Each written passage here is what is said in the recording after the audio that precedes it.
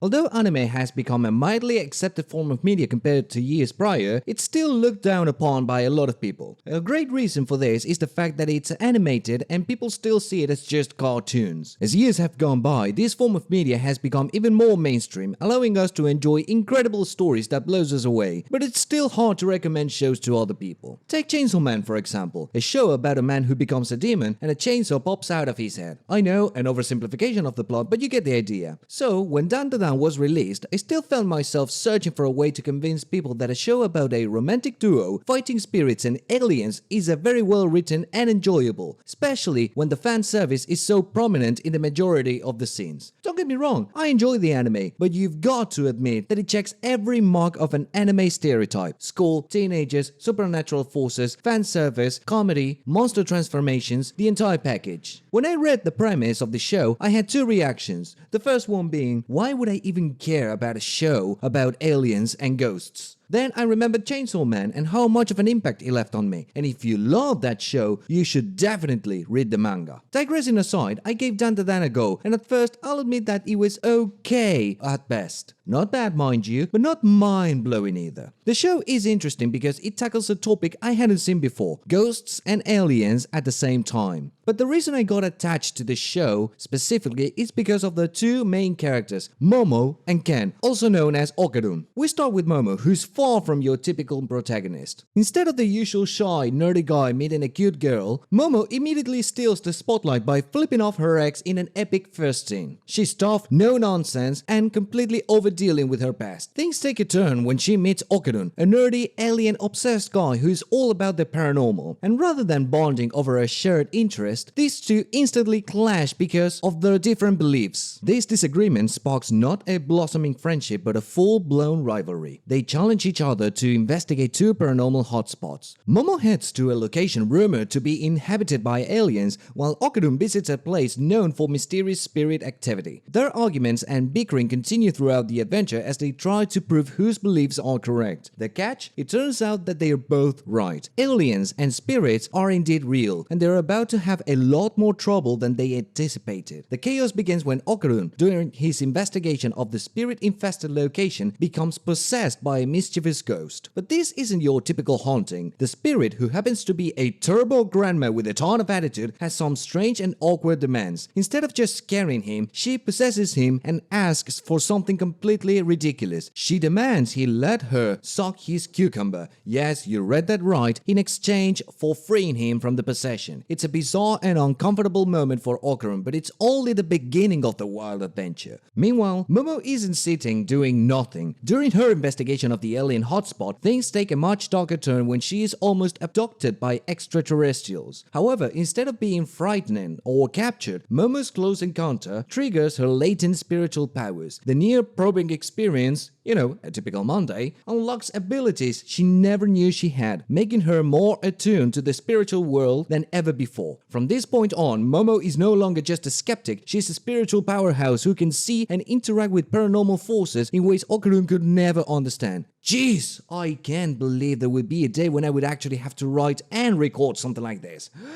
After Okarun encounters with the Turbo Grandma, he's on a mission to recover what she stole from him, his banana, if you know what I mean, and rid himself of the ghost's possession. To do this, he must fight back against the Turbo Grandma's spirit in an epic showdown, but not before teaming up with Momo. Okarun's new ghostly power, thanks to his speed-boosting spirit, turn him into a hybrid of a human and a ghost, giving him abilities he has no idea how to control. This new status quo only complicates matter further, especially when Okarun tries to balance his human life with his supernatural abilities. You never expected me to read this plot this fast, did ya? As they fight their way through supernatural chaos, Okarun and Momo's relationship evolves. While they still argue constantly over their different views of the paranormal, they begin to form an unlikely bond. Momo's growing spiritual powers and Okarun's hybrid abilities allow them to overcome increasingly bizarre threats. The story doesn't slow down after the Turbo Grandma's defeat. New, even stranger threats arise, from the other spirits looking to possess or challenge Okarun, to more intense alien encounters that put both characters in life-threatening life-threatening situations. With Momo's newfound spiritual abilities and Okarun's hybrid powers, they continue to battle forces beyond their understanding. They are no longer just trying to prove who's right about aliens or spirits. They are fighting to survive. By the time the show reaches its wild climax, Okarun and Momo are no longer just battling supernatural forces for the sake of adventure. They're fighting to protect the entire world from the increasingly powerful and bizarre threats that keep appearing. Their relationship has evolved from rivals to teammates, learning to trust each other despite their vastly different approaches to the paranormal. As you can see, there is a massive amount of info to digest just in the first episodes. If you got to this video, you already know how the plot develops and came to see my review, or you were looking for something different and stumbled upon this by accident. In any case,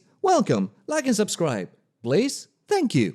If I'm being honest, if it weren't for the colorful characters in this show, I would have sincerely passed on this premise. It didn't seem interesting enough for me to keep watching, and I was about to stop until I stumbled upon that episode. Yeah, you know which one. Episode 7. My God! Not only did this episode break my heart, but it also brought me to tears. I'm not exaggerating. As I was getting kind of bored with how the plot was moving forward, I was surprised by the acrobatic Silky backstory, how she came to be, what her background was, the tragedy behind her obsession with being a mother. Dear Lord, this episode was beautiful. Don't get me wrong, I'm not saying the show is bad, not by any stretch. What I'm saying is that the internet made a huge fuss over the series and I just wasn't getting the appeal at first. But then I watched that episode and suddenly I was like, oh, and I just sat there in complete silence. That episode barely had any dialogue during the flashback, yet it hit so hard. It was both endearing and tragic in a way I didn't expect. The story of a mother doing everything she could to ensure her daughter lived a happy life, all while facing unimaginable tragedy and death, was enough to hook me for the rest of the show. Now, while I did mention that this series is about aliens and ghosts, I'm about to lose thousands of subscribers by being the cheesiest I've ever been on this channel. If you're still here after this, thank you. If you live, I get it. I would probably gag too. This show is about love. Not just romantic love, though there's definitely a fair share of that throughout the series. It's about all kinds of love, parental, platonic, selfless acts of care, and that's what took me a while to figure out. At first glance, Dandadan checks all of the boxes for a shonen series, but it delivers in a way that goes beyond typical action or adventure tropes. For me, the conflicts with ghosts and aliens became a roadmap leading to the true focus of the story, the messy, complicated ways people love and connect with one another. Also, can I just say I never thought I would write or record anything like this, yet here we are. Momo and Ken, or Okarun if you're using his nickname, are polar opposites, yet they are perfectly compatible. Momo isn't just a stereotypical rude girl who pushes nerds aside. Deep down, she's a hopeless romantic, searching for someone who treats women with the old school respect. Meanwhile, Okarun is the total opposite of a womanizer. He's shy, lacks confidence, and is absolutely clueless when it comes to picking up on other people's feelings. But he is an old school kind of guy. These two lovebirds are so awkward, so clueless about their feelings that they absolutely need each other. They crave each other's company in a way that's borderline annoying at times, but come on, they are teenagers. Awkwardness is part of the deal. Rather than having a perfectly harmonious connection, their relationship is full of obstacles, internal and external, that keep them from being completely natural around each other. And honestly, how could they be? Aliens and ghosts are literally crashing into their lives. How is anything supposed to feel normal when those are your daily battles? But there's also a silver lining here. This show did something I usually hate. It made me want to read the manga. Yeah, no joke. I'm currently reading the manga just to see what else is in store for future seasons. And let me tell you, I hate doing this. Why?